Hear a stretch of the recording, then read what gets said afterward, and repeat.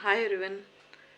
आज एक डॉक्टर वाडाम मानसोपचार तज्ज्ञ आहेत. ते मानसिक रोगावर आजार करणारे तज्ज्ञ आहेत.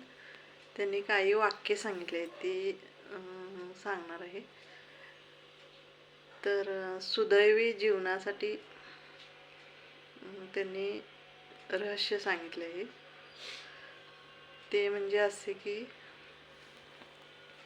सतत हलत राहायचं, म्हणजे काहीतरी काम करत राहायचं आणि राग आला तर खोल श्वास घ्यायचं आणि शरीर कडक होऊ नये म्हणून पुरेशी हालचाल करायची आणि उन्हाळ्यात AC वापरत जर असाल तर जादा पाणी प्यायचं आणि आपण जेवत असल्यावर जास्त वेळा चावून खायचं. मेंदू आणि शरीर अधिक सक्रिय होते.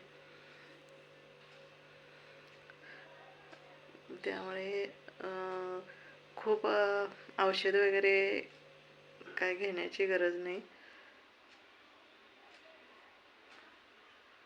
एकटे राहणे म्हणजे एकाकीपणा नव्हे, ती शांततेत घालवलेली वेळ असते.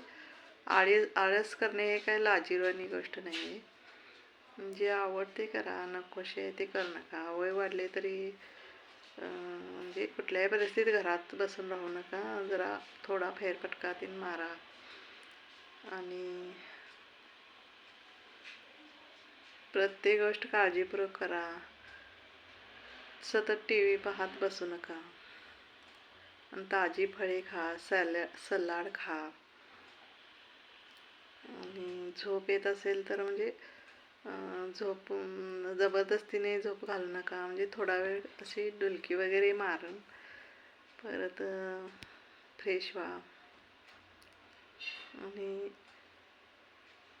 जास्त विचार करू नका.